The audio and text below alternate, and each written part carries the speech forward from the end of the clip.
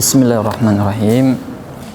Assalamualaikum warahmatullahi wabarakatuh.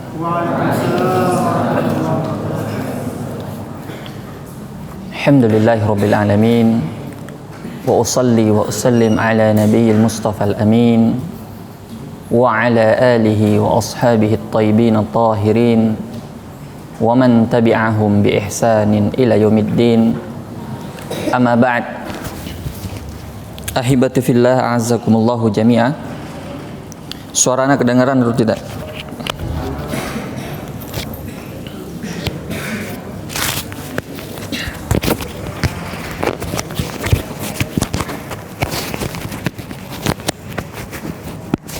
Baik.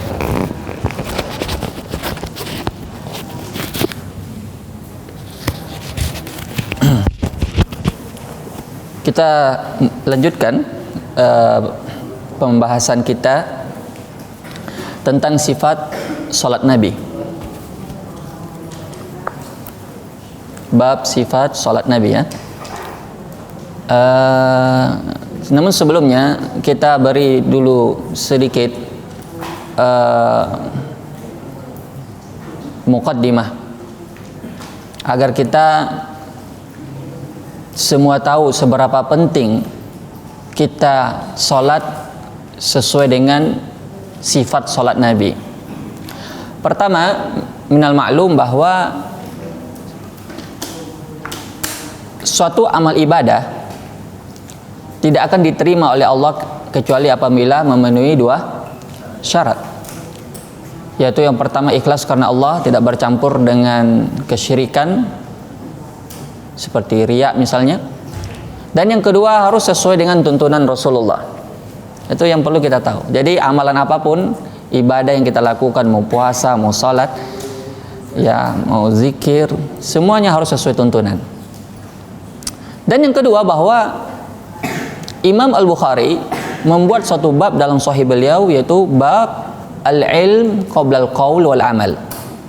Berilmu dulu sebelum berbicara dan beramal.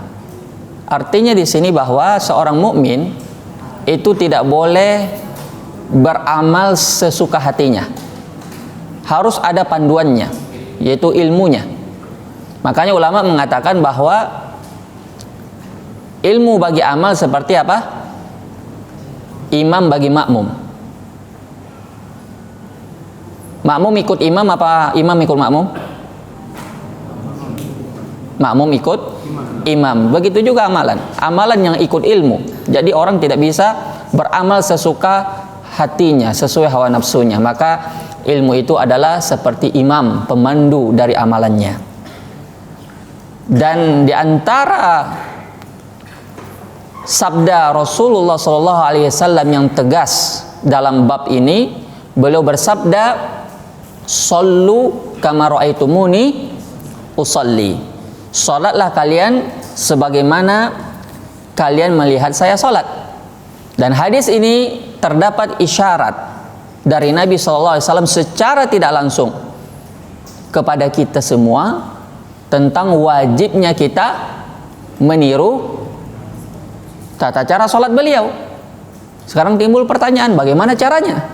Kita kan tidak ketemu Nabi. Maka disinilah wajibnya kita apa? Belajar sifat sholat Nabi dari hadis-hadis yang sampai kepada kita. Tidak ada satupun dari sifat sholat Nabi kecuali sudah disampaikan oleh sahabat semuanya kepada kita. Maka inilah yang akan kita bahas pada pertemuan kali ini. Dan pertemuan yang lalu kita sudah memberi penjelasan sedikit tentang syarat-syarat sholat, ya. Ini karena ada hadiah, nanti sebentar kita akan tanya, ya, insyaallah ta'ala. Baik. Jadi semua sifat sholat Nabi sudah disampaikan oleh Nabi kepada disampaikan oleh sahabat Nabi kepada kita semua. Tidak ada yang disembunyikan. Mulai dari yang paling kecil sampai yang paling besar, semuanya sudah dinukil kepada kita. Maka yang pertama dilakukan oleh orang mau sholat apa? Berwuduk dulu, yang merupakan syarat sah sholat. Siapa yang hafal hadisnya dapat hadiah? Siapa yang hafal hadisnya bahwa tidak sah sholat bagi orang yang berhadas? Tidak ada yang hafal. Mencatat kemarin toh? Ini ada sarung, ada kolansua, ada songkok. Silakan. Apa bunyi hadisnya? Kan wudu syarat sahnya sholat. Kalau orang berhadas tidak sah sholatnya. Apa bunyi hadisnya? Pendek sekali hadisnya. Nggak ada yang hafal. Nggak ada yang mencatat juga. Nggak ada. Berarti hangus hadiahnya. Nggak apa-apa, belum rezeki. Baik.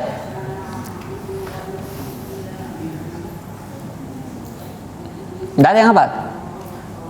Kalau itu PR ya. Nanti pekan depan insya Allah atau pertemuan berikutnya. Bahwa berwudu adalah syarat sah sholat, apa dalilnya? Cari. Jangan dibilang wudu adalah syarat sah sholat, mana dalilnya? Tidak tahu. Itu bukan penuntut ilmu namanya. Harus ditahu dalilnya. Baik. Kemudian setelah dia berwudu, apa dia lakukan?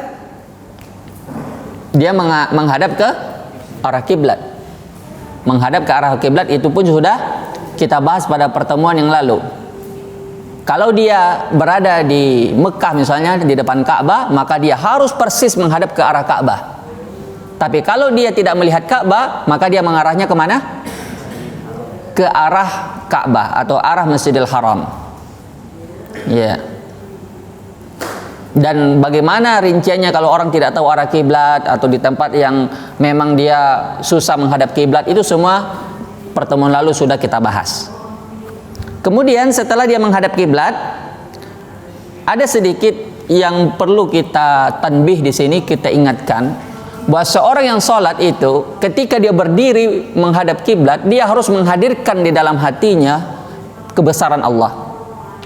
Dia sedang berdiri di hadapan Allah. Makanya kalau kita lihat para salaf kita, yaitu generasi sahabat, generasi tabi'in, itu sangat menakjubkan mereka. Mereka betul-betul menghadirkan pengagungan yang besar terhadap Allah, sampai di antara mereka ada yang pucat, ada yang betul-betul khusyuk. Ya, itulah yang disebutkan oleh para ulama ya. Ketika dia sholat, dia harus menghadirkan hal tersebut di hadapan Allah Subhanahu wa taala, yaitu mengagungkan Allah Subhanahu wa taala. Jadi dia sedang berdiri di hadapan zat yang mengetahui isi hatinya, di hadapan zat yang mendengarkan ucapannya, di hadapan zat yang sedang melihatnya. Jadi dia merasa dilihat, merasa didengar oleh Allah Subhanahu wa taala. Itu yang perlu dia hadirkan. Nah, kemudian ketika orang sholat, kita tentu di sini tidak berbicara sholat munfarid saja, sholat bersendiri atau sholat sendiri. Kita juga dalam hal ini berbicara sholat secara lengkap, termasuk di dalamnya sholat secara berjamaah. Nah sekarang, sebelum orang melakukan takbir, disunahkan bagi imam untuk meluruskan saf sebelum memulai sholat. Makanya imam jangan memulai sholat sampai dia perhatikan saf makmumnya, karena kesempurnaan sholat, karena lurusnya saf itu bagian dari apa? Kesempurnaan sholat. Dan saf yang lurus itu patokannya apa? Tumit. Bagaimana kalau orang tidak sama panjang tumitnya, kakinya? Yang jadi patokan itu adalah bahu dan mata kaki. Itu patokan saf yang lurus. Jadi harus sejajar bahunya dan mata kakinya. Itu patokannya. Kalau orang sholat duduk misalnya, ya patokannya adalah bahunya. Makanya Nabi mengancam ya, la tusawunna sufufakum aw la yukhalifannallahu baina wujuhikum. Kalian luruskan saf-saf kalian, atau kalau tidak Allah akan membuat muka-muka kalian itu berbeda-beda, berselisih. Maksudnya menyebabkan kalian itu tidak pernah akur, selalu bermusuhan. Dan itu wajar karena kalau hati orang, kalau zahirnya seseorang sama, biasanya hatinya juga sama. Makanya kita dalam Islam itu, di antara hikmahnya kita dilarang meniru-niru kebiasaannya orang kafir, baik itu pakaiannya, Ya, itu menimbulkan rasa cinta kepada mereka. Dan itu banyak anak-anak muda zaman sekarang ya. Dia tiru gaya rambutnya, dia tiru gaya anting-antingnya, pakaiannya. Itu tidak boleh. Karena itu menyebabkan kita cinta kepada mereka. Karena penampakan zahir mempengaruhi hati. Makanya Nabi SAW bersabda, Inna fil jasadi mudghah, idza salahat salahal jasadu kullu, ala wahiyal qalb. Jadi hati ini mempengaruhi jasad, di dalam ini mempengaruhi yang di luar. Makanya ketika kita berbeda dari luar, itu juga menyebabkan perbedaan yang di dalam. Makanya ketika orang bengkok-bengkok safnya, biasanya sering berselisih, tidak sependapat, sering bermusuhan. Itu di antara hikmahnya orang meluruskan saf. Dan saf yang paling afdal adalah saf yang paling depan. Itu bagi laki-laki. Khairu sufufir rijal awwaluha wa syarruha akhiruha. Sebaik-baiknya saf bagi laki-laki adalah saf yang pertama, dan yang paling buruk adalah saf yang paling terakhir. Itu bagi laki-laki. Wa khairu sufufin nisa akhiruha wa khairuha wa syarruha awwaluha. Sebaliknya, kalau safnya perempuan, yang paling baik adalah yang paling belakang, dan yang paling buruk adalah yang paling depan. Artinya di sini perempuan juga memiliki saf seperti laki-laki, tapi berbeda keutamaannya. Kalau laki-laki, saf yang paling afdolnya adalah yang di depan. Kalau yang perempuan, saf yang paling afdolnya yang di belakang. Sekarang timbul pertanyaan, kenapa bisa begitu? Apakah itu bentuk diskriminasi? Apa penyebabnya kira-kira? Yang bisa jawab dapat hadiah. Itu untuk menjaga interaksi antara laki-laki dan perempuan, pertama yang dewasa. Jadi laki-laki yang paling dewasa itu taruh paling depan, sedangkan yang perempuan ditaruh paling belakang. Apanya yang dijaga di sini? Dijaga. Siapa yang dijaga? Kehormatannya wanita. Masya Allah, ta'al. Ini yang diintai dari tadi kelihatannya. Alhamdulillah. Masya Allah, tabarakallah. Alhamdulillah. Itu benar ya. Bahkan dalam perkara ibadah sekalipun perempuan dijaga. Bayangkan, bukan cuma di tempat-tempat umum, di pasar, di mana-mana, di tempat ibadah sekalipun yang orang mungkin tidak berpikiran untuk bermaksiat, tapi tetap perempuan dijaga. Makanya dikatakan oleh Nabi, sebaik-baiknya saf bagi perempuan itu paling belakang, karena paling jauh jaraknya dari siapa? Dari laki-laki. Maka luar biasa agama kita dalam menjaga perempuan. Jangan bilang itu diskriminasi. Itu bentuk penjagaan agama terhadap perempuan. Malah yang paling afdolnya lagi, perempuan tidak sholatnya di masjid, tapi di rumah. Siapa yang hafal hadisnya? Nah, siapa yang hafal? Bahwa yang paling afdol bagi perempuan itu boleh sholat di masjid, tidak ada masalah. Tapi yang lebih baik bagi mereka sholat di rumahnya. Siapa yang hafal hadisnya? Masa anak pesantren tidak hafal hadis? Coba hadiah. Nggak ada yang apa? Mau angkat tangan lagi silakan, tidak ada masalah. Kalau tidak ada yang lain, apa boleh buat? Apa hadisnya kira-kira? Bahwa perempuan sebaik-baiknya tempat sholat bagi mereka adalah di rumahnya.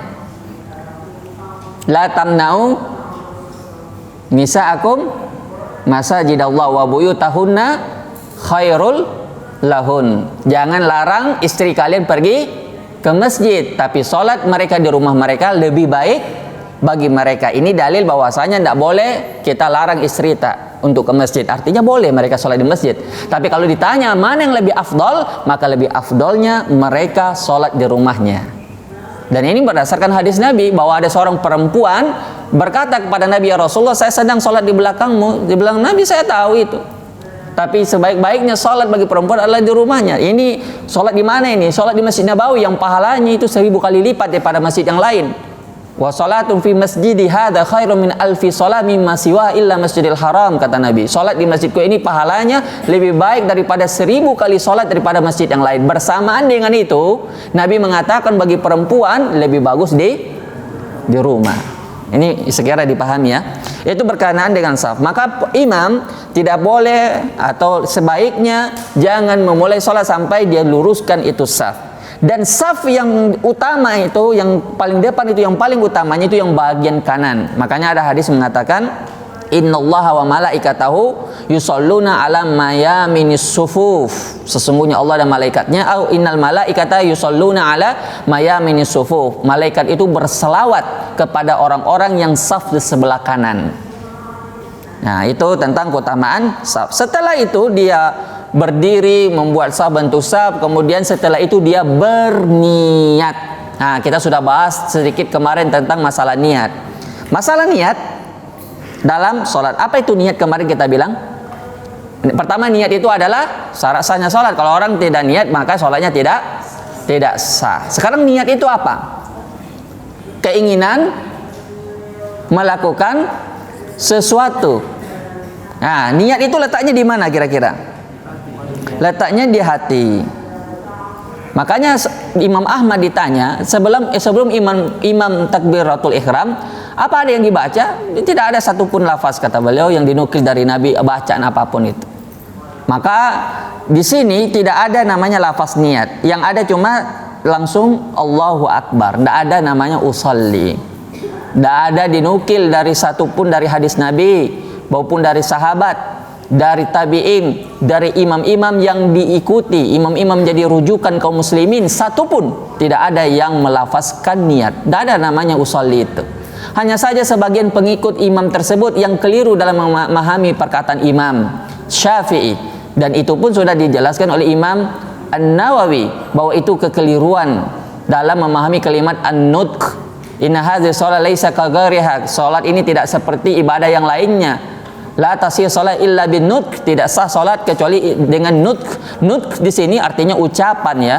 Ucapan di sini maksudnya adalah takbiratul ihram. Itu yang dimaksud oleh Imam Syafi'i sebagaimana dijelaskan oleh Imam Nawawi. Tapi pengikutnya yang lain keliru dalam memahami ini, sehingga timbullah pendapat yang seperti ini dan dikasih lagi alasan yang lain. Oh, kalau orang melafazkan niat bisa menyebabkan hatinya hilang was-wasnya. Ya, supaya dia tahu dia mau sholat apa, harus diucapkan supaya tidak cocok antara lidahnya dan hatinya. Itu kan penyakit was-was. Kalau seandainya itu memang benar seperti yang mereka katakan, tentu Nabi sudah contohkan. Dan kita sudah katakan tadi bahwa tidak ada contoh sedikit pun atau satu pun dari Nabi SAW. Ada lagi mengatakan dalilnya qiyas, yaitu dengan lafaz ketika Nabi mengucapkan labbaik Allahumma umrah atau labbaik Allahumma hajjah. Seperti Nabi ketika ihram, beliau berniatkan labbaik Allahumma umrah.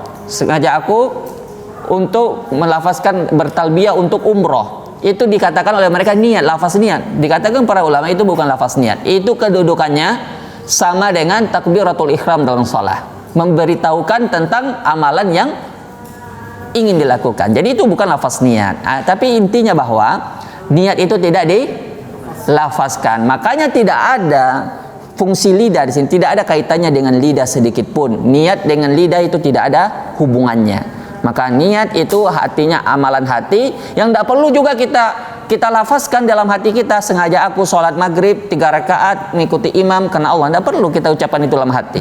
Cukup kita tahu apa yang kita mau lakukan, kita tekadkan bulan kita, itu sudah dikatakan niat dalam bahasa Arab. Karena niat itu al-azm, al-qasd li fi'li syai'. Ya, dia menginginkan melakukan sesuatu lalu dia lakukan. Itu namanya sudah dia berniat. Dan ini bentuk kemudahan syariat Islam kepada umatnya. Ya, coba kalau seandainya setiap amalan ada niatnya. Mau puasa Daud ada niatnya dilafazkan. Mau sholat duha, mau sholat hajat misalnya, atau sholat istikharah ada niatnya diniatkan. Antum hafal sholat istikharah? Apa niat sholat istikharah? Tidak hafal kan? Usolli sunnatal istikharah raka'ataini lillahi ta'ala, begitu. Itu kan dibuat saja. Bisa lain daripada itu. Itu kan memberatkan. Malah orang tidak jadi sholat gara-gara tidak hafal lafaz niat. Itu kan sama saja memberatkan. Dan inilah hikmahnya kenapa kalau seseorang tidak mengikuti tuntunan Nabi, dia akan merepotkan dirinya sendiri. Betapa banyak syariat Islam ini yang mudah, tapi siapa yang bikin susah? Kita sendiri. Kita yang menambah-nambahnya. Padahal sebenarnya syariat Islam itu sangat mudah. Namun ketika ditambah, dianggap itu baik, akhirnya menjadi susah. Baik. Setelah kita berniat, ya, sebelum kita takbiratul ihram, kita berniat ya, dan kita sudah bahas juga pada pertemuan lalu. Kemudian ya, setelah itu kita bertakbir Allahu Akbar. Ini namanya apa? Takbiratul ihram. Ini namanya apa? Takbiratul ihram. Takbiratul ihram, takbir itu ada dua dalam salat. Ada namanya takbiratul ihram dan ada namanya takbiratul intiqal. Takbiratul ihram itu yang pembuka salat. Takbiratul intiqal itu setiap takbir ketika seseorang berpindah ke gerakan berikutnya. Jadi ada dua takbir. Takbir apa tadi? Takbiratul ihram dan takbiratul intiqal. Takbiratul ihram itu rukun salat. Sedangkan takbiratul intiqal itu wajib salat. Baik. Jadi seseorang ketika dia mengucapkan Allahu Akbar di awal salat itu namanya takbiratul ihram. Kemudian dia mengangkat tangannya, ya. Dia mengangkat tangannya, dan tidak sah salat seorang ya kalau dia tidak takbiratul ihram. Ya. Jadi dia mengucapkan Allahu Akbar, bagaimana caranya? Dia mengangkat tangannya seperti ini. Ya. Sebentar ya.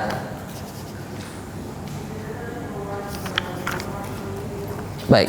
Dia yamudu yadai wa yadummu asabi'ahu. Dia angkat tangannya dengan telapak tangan menghadap ke arah kiblat. Dengan jari-jari merapat. Jadi bilang Allahu Akbar. Kita jelaskan. Pertama, dia merapatkan jarinya, maka kita lihat kesalahan sebagian orang, dia begini posisi jarinya. Dia kasih begini, Allahu Akbar. Ini tidak ada diriwayatkan dari Nabi. Dia begini kan nabinya. Telapak tangannya tidak mengarah ke arah kiblat. Ini salah. Ini tidak sesuai dengan tuntunan Nabi. Yang benarnya adalah telapak tangannya menghadap ke arah kiblat. Allahu Akbar. Kemudian posisi tangannya posisi tangannya ini sejajar dengan bahu. Betul? Itu ada dua riwayat dan boleh kita variasikan. Satu riwayat Bukhari dan Muslim, satu riwayat Muslim. Riwayat Bukhari dan Muslim itu sejajar dengan bahu. Kadang Nabi juga melakukan sejajar dengan telinga. Maka di sini ada hadisnya, boleh dicatat, kalau bisa bahasa Arabnya dicatat. Kalau bisa bahasa terjemahnya saja. Cara mengangkat tangan ada yang sejajar dengan bahu, ya. Sebagaimana hadis Abdullah bin Umar.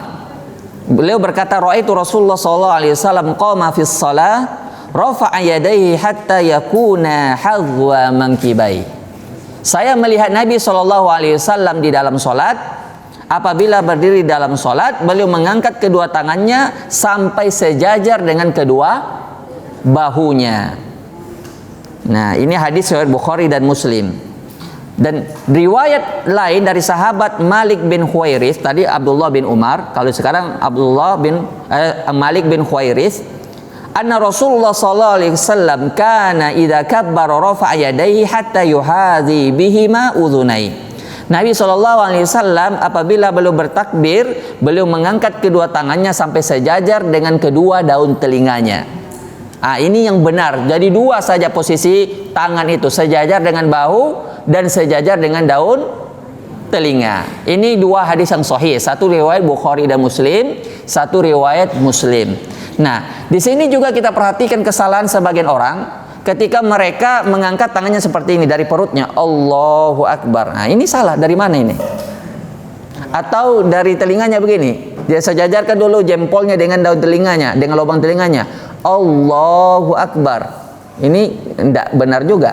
Nah. Atau ada yang juga begini, Allahu Akbar. Nah, ini juga tidak ada tuntunannya seperti ini. Allahu Akbar. Ini juga tidak ada tuntunannya. Salat ini mudah ya kawan. Jadi tidak perlu membuat gerakan-gerakan tanattu. Tanattu itu yang memberatkan atau yang menyulitkan. Ada yang begini, ada yang dia putar lagi tangannya. Allahu Akbar. Ada tidak? Itu kita sebutkan semua yang terjadi di masyarakat dan itu tidak ada tuntunannya. Wa khairul hadi Muhammad sallallahu alaihi wasallam. Sebaik-baik petunjuk siapa? petunjuk Nabi SAW. Makanya kita sebutkan kesalahan tersebut. Dan orang kalau melakukan kesalahan itu bukanlah sebuah aib. Jadi kalau orang salah tidak masalah, karena kullu bani Adam khata', setiap kita itu bani Adam punya salah. Tapi yang jadi aib kalau dia tidak mau memperbaiki kesalahannya. Itu jadi masalah kalau dia tidak mau berubah. Nah, jadi itu tentang masalah mengangkat tangan. Kemudian berikutnya adalah setelah dia mengangkat tangan dia bersedekap, toh Allahu Akbar. Tapi sebelum kita bahas sedekap, kita bahas dulu lafaz takbir itu. Yang boleh diucapkan dalam takbiratul ihram itu cuma Allahu Akbar. Artinya apa? Allah Maha Besar. Sebenarnya dalam bahasa Arab itu banyak sinonim atau persamaan kata dari Allahu Akbar. Boleh bisa Allahu A'zam, misalnya Allah Maha Besar juga artinya. Allahu Ajal, Allahu A'zam, itu banyak persamaan katanya. Tapi tidak diriwayatkan satupun dari Nabi selain dari lafaz Allahu Akbar. Dan Nabi mengatakan shollu kama ra'aitumuni usolli, salat seperti saya salat. Jadi tidak boleh kita rubah lafaz takbir ini dengan selain Allahu Akbar. Kemudian setelah itu kita meletakkan tangan kita bersedekap. Bersedekap ini ada dua caranya. Bersedekap, pertama kita berbicara dulu hukum bersedekap. Tahu bersedekap? Bersedekap itu begini, meletakkan tangan kanan di atas tangan kiri, itu namanya bersedekap. Nah, para ulama sepakat bahwa bersedekap dalam sholat itu disyariatkan sebagaimana sabda Nabi SAW dari Sahal bin Sa'ad, kana nasu yu'mar an yada'ur rajulul yadahul yumna ala zira'ihil yusra fis salat. Ya, dulu sahabat diperintahkan ketika salat meletakkan tangan kanannya di atas lengan kirinya ketika salat. Hadis riwayat Bukhari. Dan ada yang menukil dan diriwayatkan dari Imam Malik bahwa Imam Malik itu menganggap makruh bersedekap dan beliau menganjurkan irsal. Irsal itu seperti ini, lurus begini.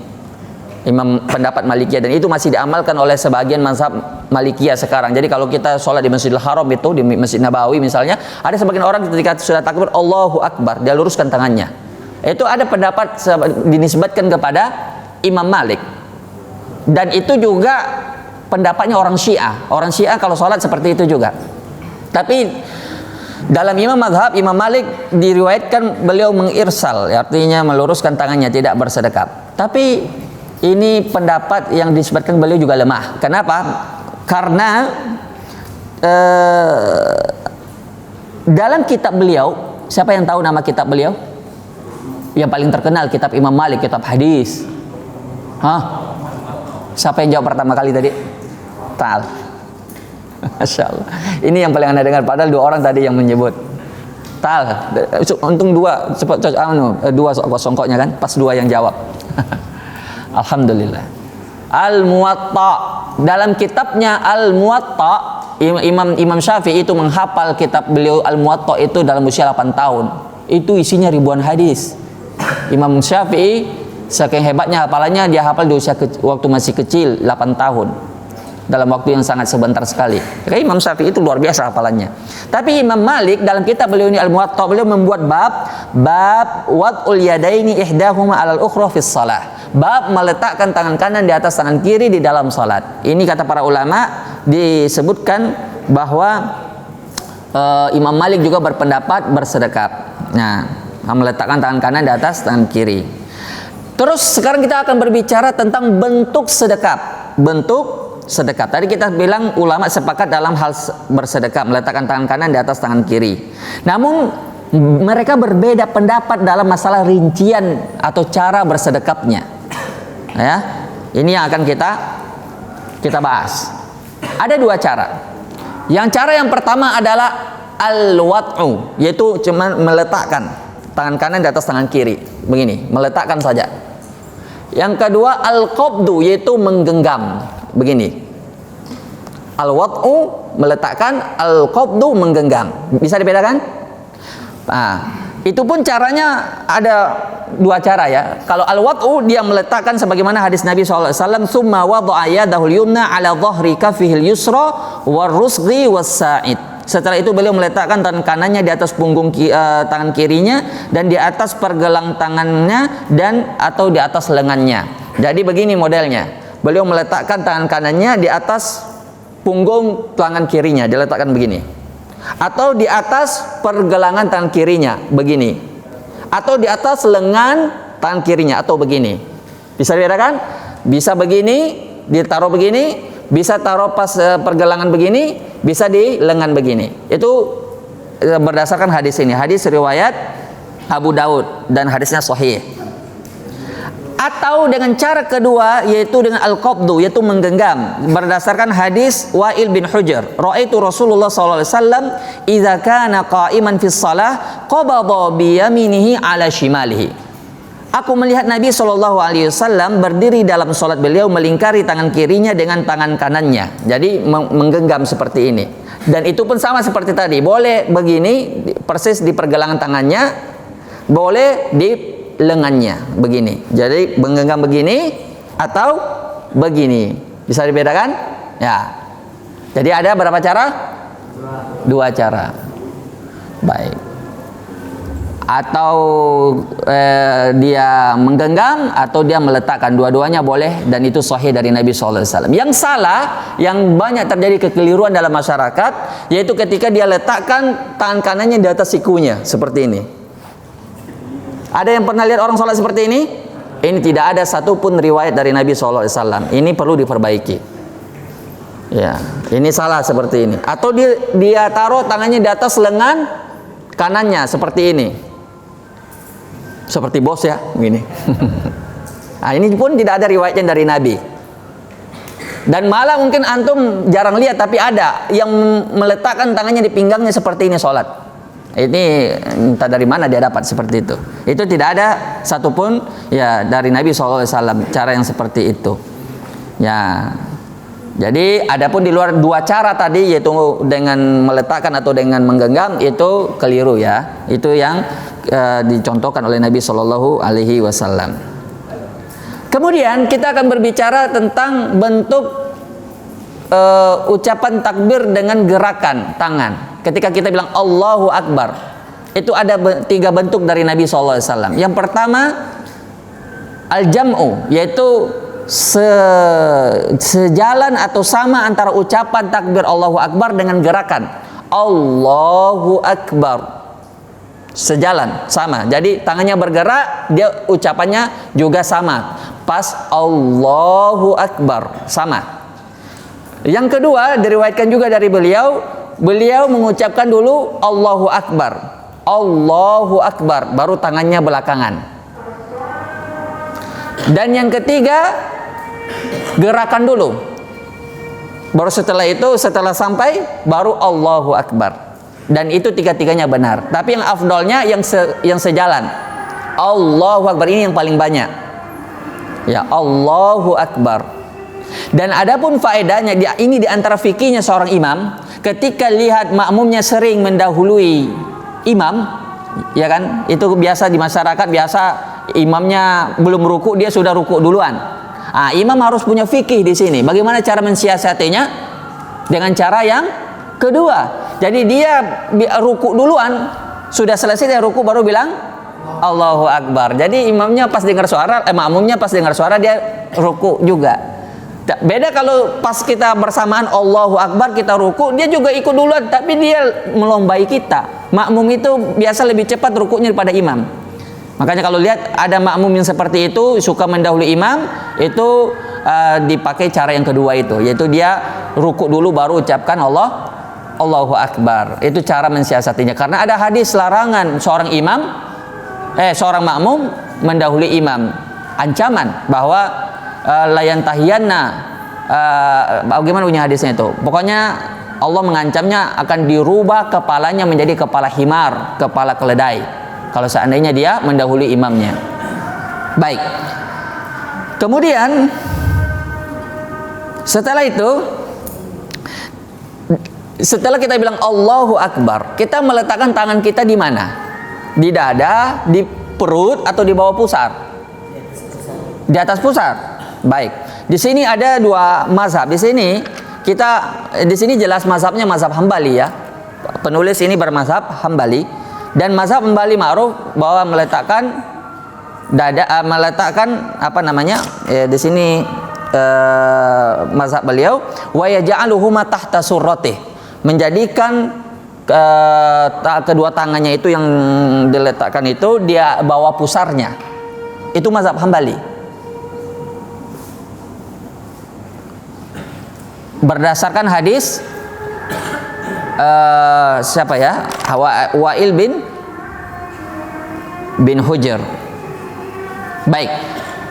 Pertama kita katakan di sini ulama cuma berbeda dua pendapat. Yang pertama di atas dada, yang kedua di bawah pusar. Nah, sekarang pertanyaannya, di mana diletakkan, di bawah dada atau di atas dada atau di bawah pusar? Masing-masing ada dalilnya.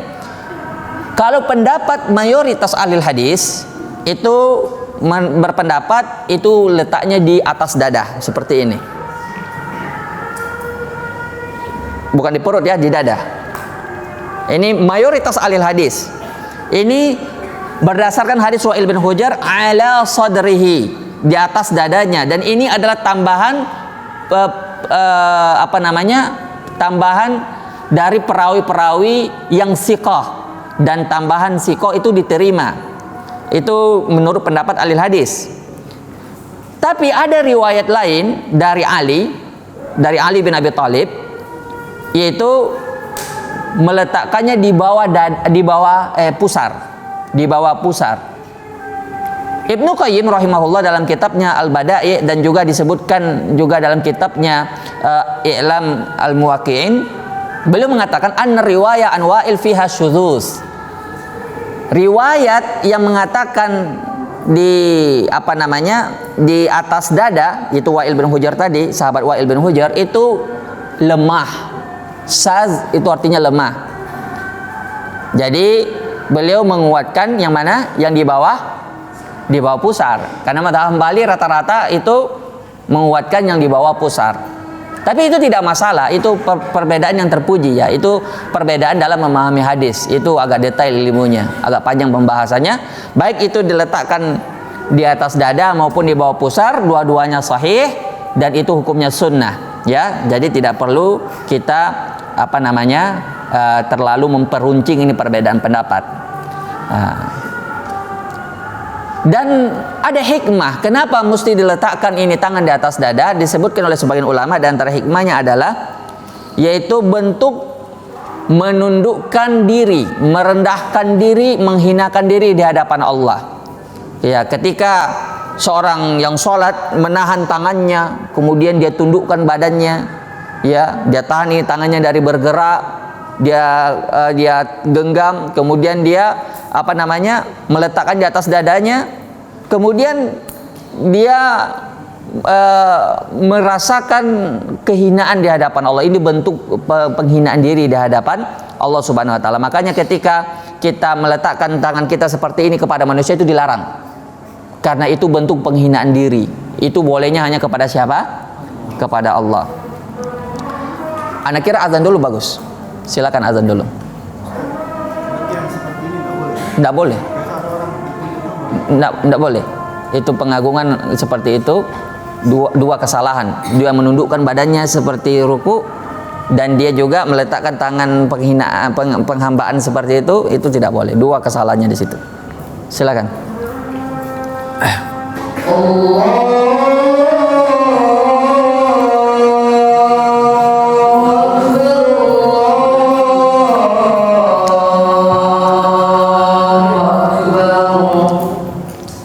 Allahu Akbar, Allahu Akbar.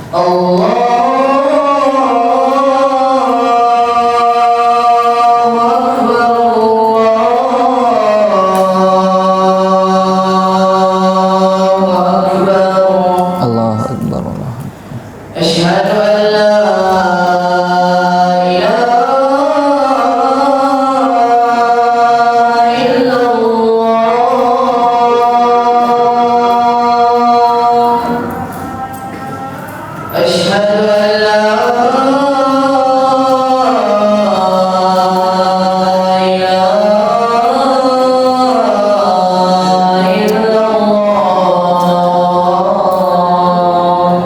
Asyhadu an la ilaha illallah. Asyhadu anna Muhammadar Rasulullah. Asyhadu anna Muhammadar Rasulullah. Asyhadu anna Muhammadar Rasulullah.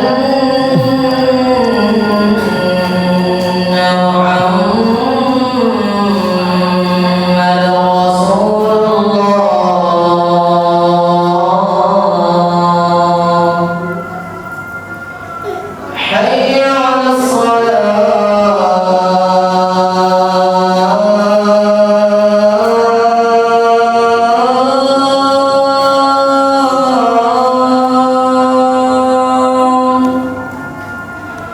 Hayya 'alas salah. Hayya 'alal falah.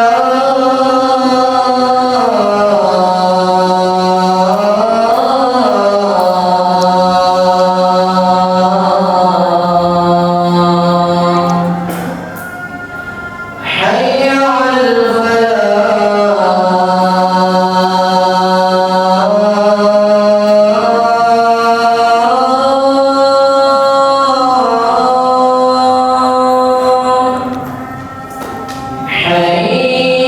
'alal falah.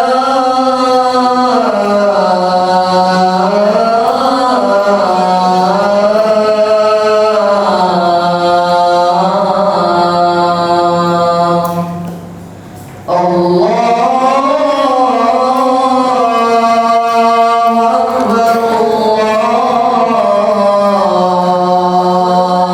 Allahu Akbar,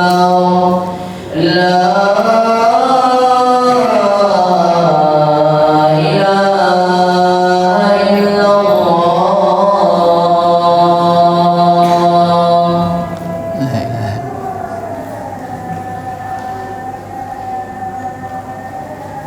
Ya, kita lanjutkan sedikit. Kemudian setelah kita selesai dari masalah takbir, ya. Kemudian arah pandangan kita kemana dalam sholat? Pandangan mata ke tempat sujud, ke depan, atau ke atas, atau merem, atau supaya khusyuk. Yang mana yang benar?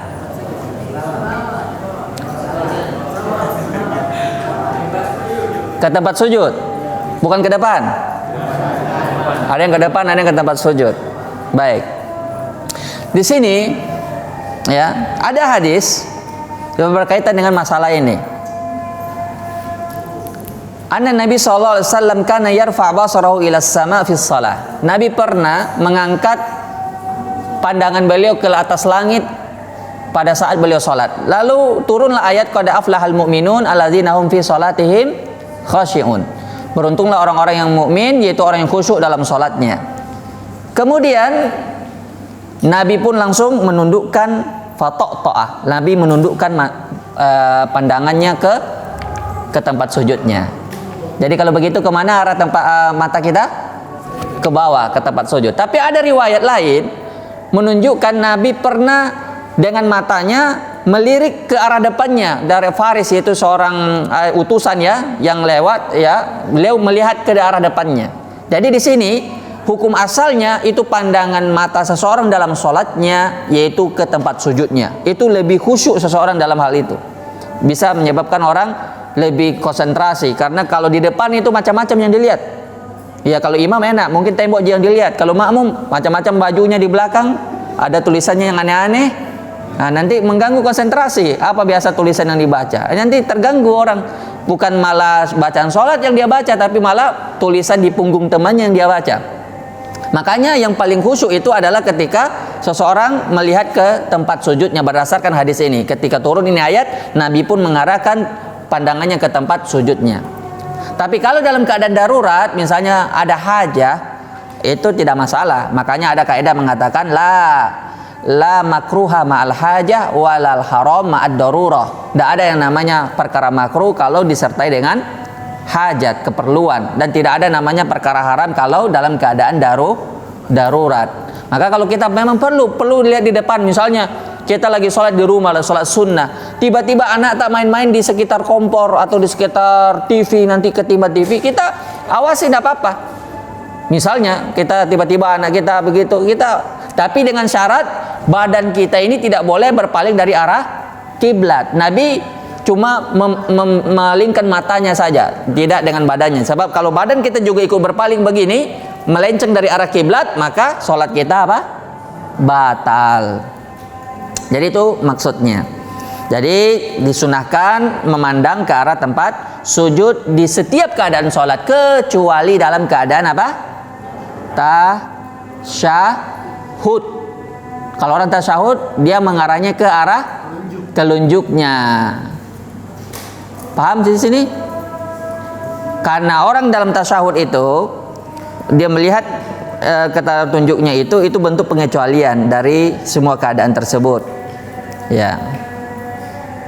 Karena ada hadis yang mengatakan la yujawizu basaruhu isyarotah. Nabi itu tidak tidak beralih pandangannya dari jari telunjuknya. Itu pada saat tasyahud saja. Adapun selain tasyahud, beliau memandang ke tempat sujud. Bisa paham sampai di sini?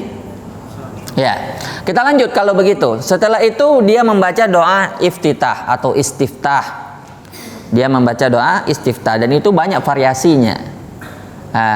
Ada yang membaca misalnya Allahumma ba'id baini wa baina khotoya kama ba'atta bainal masyriqi wal maghrib. Allahumma naqqini minal khotoya kama yunaqqas sabul abyadu minad danas. Allahumma ghsil khotoyaya bil ma'i was salji wal barad. Ada yang seperti itu.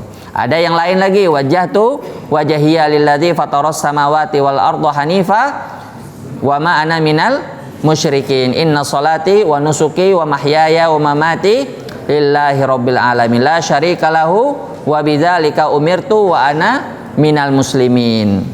Ada yang lain, subhanakallahumma wa bihamdik tabarakasmuk wa ta'ala jadduk wa la ilaha ghairuk. Mana yang lebih gampang? Yang lebih panjang apa yang lebih pendek? Tergantung yang terbiasa ya. Tidak ada yang panjang dari yang pendek di sini. Semuanya pendek semua. Tergantung yang mana yang kita biasakan, yang mudah saja. Tapi bagusnya apa? Divariasikan. Itu lebih bagus. Kalau sholat zuhur baca Allahumma ba'id baini. Kalau sholat asar baca subhanakallahumma bihamdik wa tabarakasmuk wa ta'ala jadduk wa la ilaha ghairuk. Divariasikan. Sholat maghrib wajjahtu wajhiya lillazi fataras samawati wal arda hanifa. Ada juga yang lebih pendek lagi, Allahu akbar kabira walhamdulillahi katsira wa subhanallahi bukratan wa asila. Ada yang lain lagi, alhamdulillahi hamdan katsira thayyiban mubarakan fih. Kalau tidak salah seperti Syekh Albani dalam kitab sifat salatnya, beliau menukil sebanyak 13 doa iftitah yang sahih dari Nabi. Banyak apa sedikit itu? Banyak. Maka boleh divariasikan, silakan dipilih. Tapi nggak boleh dibaca semuanya pas iftitah ya.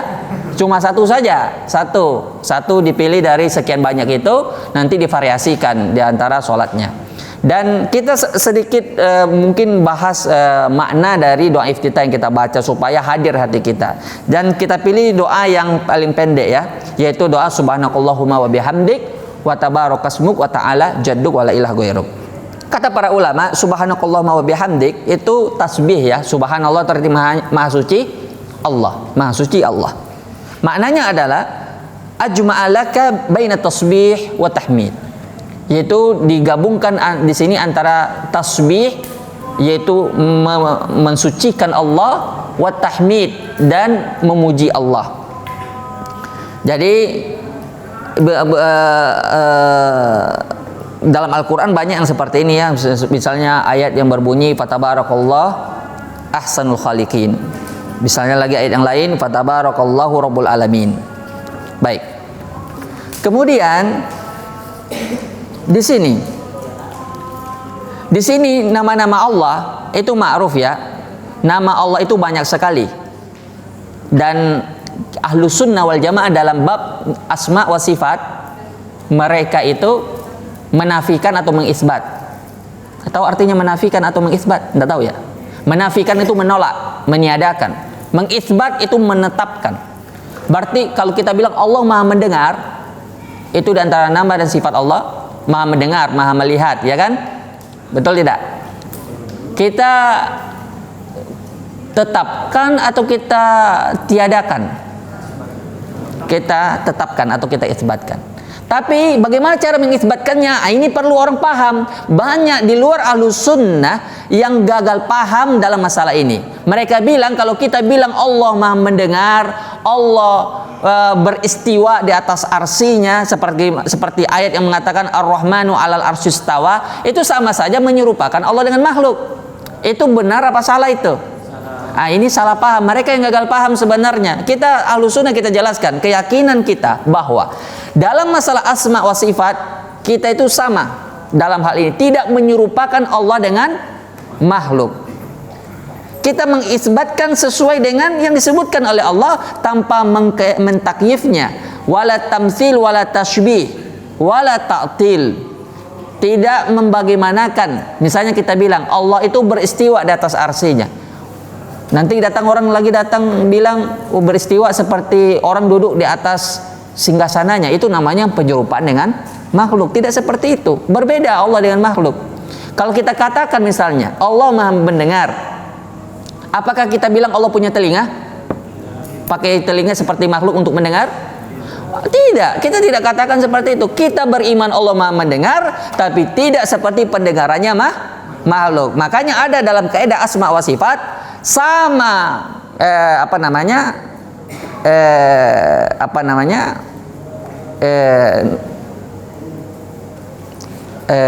maknanya, tapi belum bagaimana bunyi kaidahnya itu ya. Namanya sama-sama tangan, tapi hakikatnya berbeda. Contoh, tangan, sama-sama tangan manusia dengan tangan semut. Itu sama-sama makhluk ini loh. Sama-sama tangan juga, tangan kita dengan tangan pintu misalnya, telinga kita dengan telinga pintu, atau telinga kita dengan telinga gajah. Sama-sama telinga toh? Beda apa sama? Ini sesama makhluk sudah berbeda, apalagi kita dengan Allah. Makanya jangan disamakan. Ketika kita mengatakan bahwa Allah sama dengan makhluk, terjatuhlah kita dengan tasbih. Makanya jangan disamakan. Cukup kita beriman saja Allah itu Maha mendengar, selesai perkara. Tidak sama dengan mendengarnya makhluk. Makanya ketika Allah berfirman laisa kamitslihi syai', tidak ada yang semisal seorang pun dengan Allah, lalu Allah isbatkan dua sifat sebagai contoh. Wa huwas samiul basir. Dia Maha mendengar lagi Maha melihat. Nah, ini berbeda dengan akidahnya Mu'tazilah, dengan akidahnya Asy'ariyah, yang mereka kalau Mu'tazilah menafikan semua sifat. Kalau Asy'ariyah mengimani sifat 20, tapi selebihnya mereka tolak. Nah, tapi itu pembahasan tersendiri. Ini cuma sekedar faedah saja tentang betapa dalamnya ini makna iftitah yang kita baca. Wa ta'ala jadduk, dan maha tinggi kemuliaanmu. Ulu, ketinggian Allah di sini ada tiga. Ada namanya uluwul qadar, uluwul qahar, dan ulu zat. Allah itu maha tinggi zatnya. Jadi Allah itu tidak bersama dengan kita zatnya. Nah, itu perlu akidah itu ditanamkan dari kecil. Ketika ditanya di mana Allah, jawabannya di atas. Di atas. Allah itu di langit, di atas langit, di atas arsinya beristiwa. Allah itu tidak bersama dengan kita. Allah itu bersama dengan kita dengan ilmunya. Sebab kalau kita bilang Allah bersama dengan kita dengan zatnya, akan terjatuh kita pada akidah yang lebih sesat lagi, yaitu akidah yang mengatakan Allah ada di mana. Bahkan ada yang lebih ekstrim lagi, Allah itu bersemayam dalam tubuh manusia. Jadi saya adalah Allah, Allah adalah saya. Itu keyakinan Al-Hallaj. Makanya dia dihukum pancung. Itu namanya wihdatul wujud. Pernah dengar? Nah, ini keyakinan yang sesat. Inilah ayat yang ditunjukkan. Inilah makanya ketika Nabi bertanya kepada seorang budak, ini hadis sahih. Aina Allah? Di mana Allah? Lalu dijawab oleh budak itu, Allah fis sama, yakni alas sama. Allah berada di atas langit. Man ana? Siapa saya? Anta Rasulullah. Engkau adalah Rasulullah. Lalu apa kata Nabi? A'tikha fa innaha mu'minah. Merdekakan hamba saya perempuan ini, sesungguhnya dia adalah seorang wanita yang beriman. Ini menunjukkan bahwa seorang budak saja yang merupakan budak yang kerjanya mengembala kambing, dia tidak lulusan perguruan tinggi, dia bukan bergelar profesor, tapi ini menunjukkan bahwa inilah yang tersebar di kalangan sahabat seluruhnya, bahkan sampai kalangan budak sekalipun, keyakinan bahwa Allah itu bersemayam di atas arsinya. Itu bukan keyakinan yang tersembunyi di kalangan sahabat. Sampai budak saja paham masalah begitu. Jadi ceritanya ini ada seorang sahabat marah sama budaknya, lalu ditamparlah ini budak. Lalu dia menyesal dan dia datang kepada Nabi, ya Rasulullah, saya ingin memerdekakan ini hambaku, hamba sahayaku. Lalu Nabi menguji ini hamba dengan pertanyaan tadi. Lalu dijawablah dengan jawaban yang kita salah sampaikan tadi. Ini menandakan bahwa itulah keyakinannya para salaf, bahwa Allah berada di atas, itu zatnya Allah. Kemudian ulul qahar, yaitu Allah maha tinggi, itu kekuasaannya, tidak ada yang bisa menandingi kekuasaan Allah. Dan ulul qadar, yaitu keagungan Allah, yaitu kemuliaan Allah, tidak ada yang menandinginya. Baik. Kemudian wala ilah ghairuk, tiada Tuhan yang berhak disembah selain Engkau. yakni la ma'bud bihaq illallah, tidak ada yang berhak disembah selain Allah. Inilah makna la ilaha illallah yang benar, bukan la ilaha illallah itu tiada Tuhan selain Allah. Ini juga perlu diluruskan, karena kalau kita cuma mengakui Allah itu Tuhan, pencipta, pemberi rezeki, menghidupkan, mematikan, semua perkara rububiyah itu pun diakui oleh orang-orang kafir Quraisy. Mana dalil? Banyak dalam Al-Quran. Jangan bilang Abu Jahal tidak kenal Allah, mereka kenal dengan Allah. Makanya ketika ditanya oleh Allah dalam Al-Quran diabadikan, wala in sa'altahum man khalaqas samawati wal ard la yaquluna Allah. Kalau mereka bertanya kepada engkau wahai Muhammad, atau ketika engkau bertanya kepada mereka wahai Muhammad, man khalaqas samawati wal ard, siapa pencipta langit dan bumi? Mereka menjawab Allah.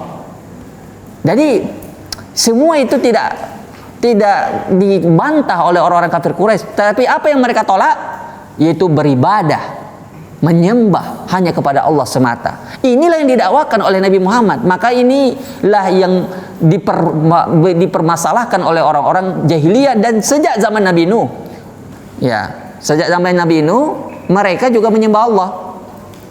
Makanya ketika Nabi Nuh berdakwah kepada mereka selama 950 tahun, apa kata Al-Quran mengatakan?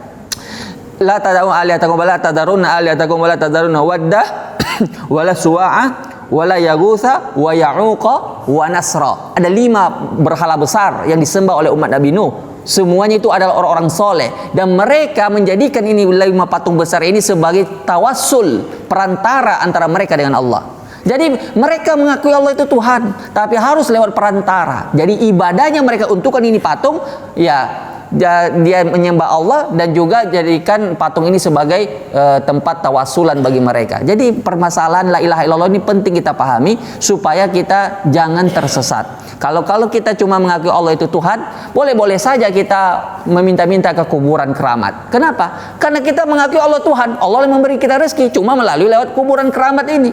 Itu kenapa mereka tidak meyakini diri mereka syirik atau berbuat syirik ketika datang ke kuburan keramat minta-minta rezeki, karena mereka meyakini bahwa dengan mengakui Allah itu Tuhan, itu sudah cukup menjadikan dia sebagai ahli tauhid. Cukup dengan mengatakan la ilaha illallah, tidak ada Tuhan selain Allah, walaupun dia datang ke kuburan minta-minta, tidak ada masalah. Karena perkara ibadah itu tidak ada masalah, tidak mempengaruhi tauhid. Makanya bisa dipahami ya. Kalau seandainya orang mengatakan la ilaha illallah itu tiada Tuhan selain Allah, itu fatal sekali akibatnya. Nah, makanya yang benar itu la ma'bud bihaq illallah, tiada yang berhak disembah selain Allah. Inilah makna dalam dari iftitah yang kita baca. Masih ada waktu atau tidak ini, atau sudah selesai? Berapa menit lagi waktu kira-kira ini? Masih ada 1 hadiah. Lanjut ya. 5 menit lagi lah, 10 menit lagi. 5 menit lagi insyaallah. Kemudian setelah itu, setelah kita baca doa iftitah yang kita variasikan, kita setelah itu membaca al-isti'adzah. Apa itu? A'udzubillahi minasyaitonirrajim. Kapan dibaca itu isti'adzah? Sebelum membaca Al-Fatihah, sebelum baca bismillah. Tapi itu hanya di rakaat pertama. Ya, makanya fa idza qara'tal Qur'an fasta'idz billahi minasyaitonir rajim. Apabila kamu baca Al-Qur'an, maka beristi'adzahlah kepada Allah. Dan itu hukumnya sunnah. Cuma tidak boleh ditinggalkan juga, ya. Artinya di sini membaca isti'adzah itu cuma pada rakaat pertama saja. Rakaat kedua, rakaat ketiga, dan rakaat seterusnya tidak perlu membaca isti'adzah. Karena kata para ulama, ya, itu bacaan sholat itu satu bacaan. Ya, dari awal sampai akhir itu dia anggap satu bacaan. Maka cukup 1 kali membaca al-isti'adzah. Setelah itu membaca basmalah, yaitu bismillahirrahmanirrahim. Nah, dan bismillahirrahmanirrahim ini adalah ayat yang mustaqil ya, ayat yang tersendiri. Dia merupakan pemisah setiap surah ya. Ya, dan bukan dari bagian dari Al-Fatihah. Dan bukan bagian dari Al-Fatihah. Baik. Kecuali ini dia dalam ayat innahu min Sulaiman wa innahu bismillahirrahmanirrahim, ini bagian dari ayat ya. Baik. Kemudian sekarang setelah itu kita dalam salat berjamaah, apakah bismillah dibaca jahar apa sir?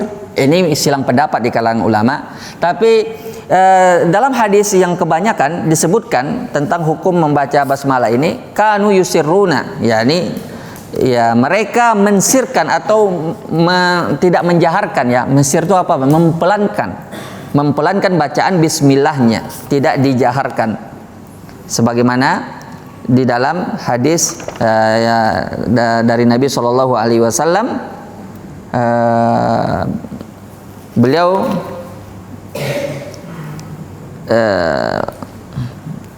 apa ya? Ya, tidak membaca bismillah dengan sir. Dia tidak membaca bismillah dengan jahar. Tidak membaca bismillah dengan jahar. Tapi dalam mazhab Syafi'i itu bismillah itu dijaharkan. Sebagai dalilnya adalah riwayat dari Abu Hurairah radhiyallahu taala anhu. Tapi kita katakan ini khilaf yang sahih, perbedaan pendapat yang biasa. Jadi tidak perlu terlalu diruncingkan. Tapi kalau kita berbicara mayoritas hadis, bahkan semua nas-nas yang ada itu menunjukkan bahwa lafaz bismillah itu tidak dijaharkan. Jadi disirkan saja. Kemudian setelah itu dia membaca Al-Fatihah. Membaca Al-Fatihah. Nah, sekarang dalam membaca Al-Fatihah, Al-Fatihah itu dalam sholat hukumnya apa? Bukan wajib, rukun. La sholata illa bi fatihatil kitab. Tidak sah sholatnya orang kecuali dengan membaca Al-Fatihah. Jadi kalau ada orang yang sanggup membaca Al-Fatihah lalu dia tinggalkan Al-Fatihah, maka tidak sah sholatnya. Rukun di antara rukun-rukun sholat. Cuma terjadi perbedaan pendapat ulama tentang hukum membaca Al-Fatihah bagi makmum. Ya, pendapat pertama, makmum tidak membaca Al-Fatihah baik dalam sholat sir maupun sholat jahar. Sholat sir itu ya zuhur, ya asar, yang jahar yang selebihnya, subuh, maghrib bisa. Ya, baik sir maupun jahar tidak baca Al-Fatihah. Itu pendapat Imam Abu Hanifah. Pendapat kedua yaitu makmum membaca Al-Fatihah dalam sholat sir saja. Adapun sholat yang jahar ya tidak dibaca. Jadi ini pendapatnya Imam Malik, Imam Syafi'i dalam perkataan lama beliau, dan pendapatnya Imam Ahmad bin Hambal. Pendapat Syalbani juga seperti itu. Yang ketiga, makmum harus membaca Al-Fatihah baik dalam jahar maupun dalam keadaan sir. Ini kebalikan dari pendapat yang pertama tadi. Tidak ada bedanya mau sholat subuh, sholat zuhur, sholat asar, maghrib, isya, semua wajib membaca Al-Fatihah bagi makmum. Dan inilah wallahu alam pendapat yang saya sendiri lebih condong kepadanya, pendapat yang lebih kuat. Dengan dalil, ya dalilnya kuat sekali, yaitu hadis Ubadah bin Samit, bahwa Nabi Shallallahu Alaihi Wasallam pernah suatu kali sholat subuh, lalu berat bagi beliau bacaan, beliau kesusahan membaca. Lalu setelah itu beliau bertanya, apakah di antara kalian ada yang membaca di belakang imam kalian tadi? Para sahabat menjawab, "Na'am, iya ada." Lalu Nabi menjawab, "Fala taf'alu illa bi ummil Qur'an fa innahu la sholata liman lam yaqra' biha." Jangan kalian lakukan hal tersebut. Artinya jangan kalian membaca apapun di belakang imam kalian illa bi Fatihatil Kitab, kecuali bacaan Al-Fatihah. Fa innahu la sholata illa biha, karena tidak sah salat kecuali dengan Al-Fatihah. Kata para ulama, ini dalil yang sangat jelas tentang makmum juga membaca apa? Al-Fatihah. Karena ini sholat apa? Sholat subuh. Nabi ini kejadiannya ini sholat subuh. An Ubadah bin Samit qala sholat bina Rasul sallallahu alaihi wasallam sholatal ghada, yaitu sholat subuh. Sholat subuh jahar apa sir? Jahar. Jahar. Nah, ini dalil yang menjadi penguat bahwasanya ya makmum juga membaca Al-Fatihah pada saat sholat jahar. Pertanyaannya, kapan dibaca Al-Fatihah kalau begitu? Makmum kapan baca Al-Fatihah? Kan ada ayatnya bunyi, wa idza quri'al Qur'an fa ansitu la'allakum turhamun. Apabila dibaca Al-Quran maka dengarkan baik-baik dan diam, la'allakum turhamun, supaya kalian dirahmati. Yang Imam Abu Hanifah tadi menganggap berdalilkan dengan ayat ini bahwa secara mutlak makmum tidak boleh baca apapun, karena bacaan imam itu sudah cukup bagi makmum, karena perintahnya dalam Al-Quran kalau orang baca Al-Quran maka didengarkan dan diam. Tapi ada pengecualian di sini, Al-Fatihah. Nah, ini pendapat yang lebih kuat. Nah, pertanyaannya kapan dibaca Al-Fatihah bagi makmum? Kapan saja. Dia boleh ikuti imam baca Alhamdulillahirabbil alamin, dia ikuti dari belakang. Kan innama ju'ilal imam liyutamma bih, imam itu diangkat gunanya untuk diikuti, artinya tidak boleh juga dia dahulu imam. Dia boleh baca Al-Fatihahnya setelah imam baca, atau setelah selesai secara keseluruhan sampai walad dolin, dia baru baca setelah amin baru dia baca Al-Fatihah sendiri. Atau ketika imamnya baca ayat, dia baca Al-Fatihah, setelah itu dia diam, baru dia dengarkan selebihnya dari bacaan ayat imam. Jadi khusus Al-Fatihah ini makmum juga harus membacanya. Makanya sebagian ulama mensunnahkan atau menganjurkan ya kepada imam untuk berhenti sejenak antara walad dolin dengan membaca ayat. Jadi setelah membaca amin, itu kan orang membaca ayat. Itu dianjurkan bagi imam berhenti sejenak. Gunanya apa? Memberi kesempatan bagi makmum membaca Al-Fatihah. Tapi dibantah oleh ulama lain, itu tidak ada dalilnya, karena tidak ada tuntunannya seperti itu dari Nabi. Tapi itu cuma istihsan saja, istinbat hukum. Bagi yang melakukan tidak ada masalah, sebagai bentuk ijtihadnya, ya dia beri kesempatan makmumnya untuk baca Al-Fatihah. Tapi kalau yang tidak, memang tidak ada dalilnya, maka tidak mengapa. Nah, kemudian setelah itu kita baca apa? Setelah baca Al-Fatihah, dan baca Al-Fatihah itu tidak boleh Bismillahirrahmanirrahim, Alhamdulillahirabbil alamin, arrahmanirrahim, maliki yaumiddin. Iya, tidak boleh satu nafas begitu, tidak boleh. Harus baca berhenti di setiap ayat. Alhamdulillahirabbil alamin, arrahmanirrahim, maliki yaumiddin, iyyaka na'budu wa iyyaka nasta'in. Ihdinas siratal mustaqim, siratal ladzina an'amta 'alaihim ghairil maghdubi 'alaihim waladdallin.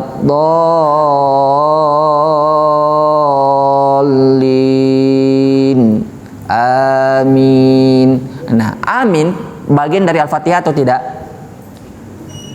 Tidak. Amin itu artinya apa? Allahumma stajib, ya Allah terimalah doaku. Kenapa kita ucapkan amin? Karena dalam Al-Fatihah kita berdoa. Sekarang pertanyaan, siapa yang tahu doanya dalam Al-Fatihah yang mana? Cepat angkat tangan saja dulu. Ya, mau tahu? Silakan.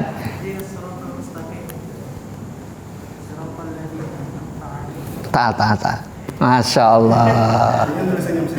Masya Allah. Barakallahu fiik. Tabarakallah. Itulah doanya dalam Al-Fatihah. Ihdina siratal mustaqim, ya Allah berilah kami hidayah ke jalan yang lurus. Siratal ladzina an'amta 'alaihim, yaitu jalannya orang-orang yang kau beri nikmat atas mereka. Siapa mereka? Disebutkan dalam surah An-Nisa, minal ladzina an'amallahu 'alaihim minan nabiyyina was-siddiqina wasyuhada'i was-salihin wa hasuna ulaika rafiqa. Itulah mereka yang beri nikmat oleh Allah, para nabi, para siddiqin, para syuhada, orang-orang saleh, mereka yang ahli surga yang beri nikmat oleh Allah atas mereka. Ghairil maghdubi 'alaihim, bukan jalannya orang yang engkau murkai. Siapa mereka? Yahudi. Mereka tahu ilmunya, tidak mereka amalkan. Mereka tahu Nabi Muhammad itu Nabi, mereka tidak ikuti. Ya'rifunahu kama ya'rifuna abna'ahum. Mereka kenal Nabi persis seperti mereka kenal anak mereka, tapi mereka tidak mau beriman. Karena dia ada ilmunya, tahu mereka persis, cuma mereka tidak mau beriman. Waladdallin, bukan juga jalan orang yang sesat. Siapa mereka? Orang yang rajin beribadah, orang yang punya semangat untuk beribadah, akan tetapi mereka sesat. Kenapa bisa? Karena tidak ada ilmunya. Menyembah Allah dengan tanpa ilmu. Makanya mereka mengatakan Allah punya anak. Nah, itu tanpa ilmu namanya. Nah, makanya mereka sesat. Mereka ada semangat untuk ibadah. Kebalikan dari orang Yahudi tidak ada semangat untuk ibadah. Tapi orang ini punya semangat mereka untuk ibadah, tapi sesat karena tidak ada ilmunya. Nah, kita meminta kepada Allah, ya Allah berikanlah jalan, yaitu antara kedua ini, bukan yang dimurkai, bukan pula yang sesat, yaitu jalan yang Engkau beri nikmat, yaitu jalannya orang-orang beriman, jalannya para nabi, jalannya para syuhada, jalannya orang-orang saleh. Nah, makanya kita bilang setelah itu amin, yang artinya Allahumma stajib, ya Allah kabulkanlah. Pertanyaannya, imam juga mengucapkan amin atau tidak? Apa dalilnya?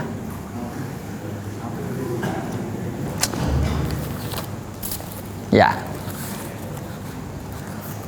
Imam juga mengucapkan amin berdasarkan hadis Nabi, idza ammanal iman fa aminu. Idza ammanal imam, apabila imam mengucapkan amin, maka ucapkanlah amin. Fa innahu man wafaqa ta'minuhu ta'minal malaika ghufira lahu ma taqaddama min dzambi.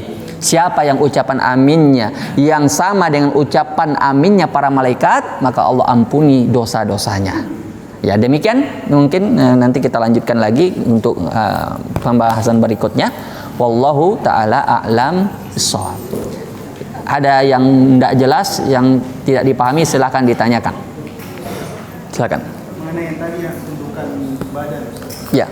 pada manusia, berarti di Namun itu juga kayak ada tahu yang itu biasa kan kalau di SD kita kalau tadi kan pasti tundukan badan sambil bawah tadi gitu. Baik. Dari mana? Baik. Ya. Itu bagus pertanyaannya berkaitan dengan hukum menundukkan badan kepada manusia.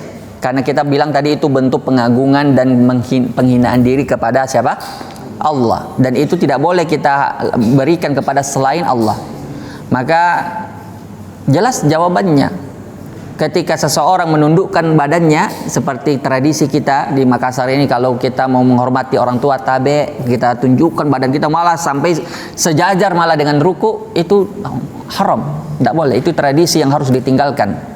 Tradisi yang harus diperbaiki. Karena itu hanya berhak untuk Allah. Kita boleh saja mengucapkan takbir tanpa harus apa? Menundukkan badan. Sama ketika kita ingin mencium tangan ke orang tua kita. Tidak masalah cium tangan, boleh. Kita cium tangan, tapi jangan di tempat sujud ya. Kita cium. Tanpa harus menundukkan badan. Jadi diambil tangannya, langsung dicium. Ini anak ajarkan antum ini supaya antum tidak salah. Biasanya kita ke orang tua cium tangan, langsung tundukkan badan seperti ini. Ini tidak disyariatkan. Ada hadisnya, pernah Anda ditanya dengan hal yang seperti ini dan Anda sebutkan tuh hari hadisnya, tapi sekarang Anda lupa hadisnya. Insya Allah nanti berkaitan dengan khusus masalah ini menundukkan badan, ini ada hadisnya, pelarangannya tentang menundukkan badan kepada manusia. Cuma untuk sekarang Anda tidak hadir hadisnya, tapi yang jelas bahwa itu hal yang tidak diperbolehkan. Wallahu a'lam. Silakan kalau ada yang berkaitan dengan sifat sholat tadi yang tidak dipahami. Ya, silakan. Terkait masalah makmum yang harus membaca Al-Fatihah, bagaimana ketika makmum tersebut masuk Ustaz dan posisinya ini dia belum selesai membaca Al-Fatihah atau belum sempat membaca Al-Fatihah kemudian sudah lulus Ustaz. Ya. Baik. Bagus pertanyaan. Paham ya pertanyaannya ya. Jadi kita bilang Al-Fatihah itu rukun bagi makmum maupun imam. Sekarang pertanyaannya, bagaimana posisi makmum yang masbuk? Dia dapatkan imam sudah mau selesai dari bacaan, kemudian mau ruku. Dia tidak sempat menyelesaikan bacaan Al-Fatihahnya. Apa yang dia lakukan? Kalau dia paksakan membaca Al-Fatihah dia sholat sendiri, berarti dia salah. Karena dia menyelisih imam. Nabi SAW bersabda, innama ju'ilal imam liyu'tamma bih. Imam itu diangkat gunanya untuk diikuti. Fa idza kabbara fakabbiru wa idza raka'a farka'u. Apabila dia takbir, kalian juga bertakbir, dia ruku, kalian ruku, dan seterusnya. Jadi imam fungsinya apa? Diikuti. Jadi kalau dia sholat sendiri, maka dia menyelisih hadis ini. Yang benar bahwa ini adalah kondisi pengecualian. Nah, ini disebutkan nanti insya Allah pertemuan berikutnya ini sudah sampai pembahasannya ke pertanyaan ini. Lebih rincinya pada pertemuan berikutnya bahwa imam yang masbuk yang mendapatkan imam dalam keadaan ruku misalnya dan dia tidak sempat membaca Al-Fatihah, maka itu ada silang pendapat di kalangan ulama, tapi yang rajihnya dia dikecualikan dari membaca apa? Al-Fatihah. Jadi kewajiban atau keharusan baginya membaca Al-Fatihah itu gugur berdasarkan hadis yang akan kita bahas insya Allah di pertemuan yang akan datang. Nah, silakan kalau masih ada. Ini pertanyaan bagus tadi ya. Tidak ada nih, ngantuk semua, lapar kayaknya, puasa semua ini kelihatannya. Muka-muka lesu. Lesu mencatat apa lesu karena puasa ini? Baik, kalau begitu ya paling terakhir ini. Baik. Baik, ini dulu. Baik.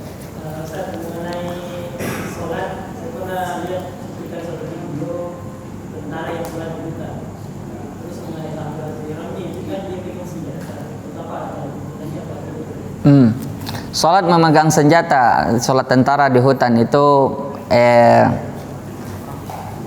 salat dalam keadaan perang ya, itu pembahasannya dalam salat khauf. Salat dalam keadaan takut itu ada salat khususnya. Itu ada tata cara khususnya. Mudah-mudahan setelah selesai kita membahas ini sifat salat Nabi secara lengkap, kita akan berlanjut lagi ke sifat-sifat yang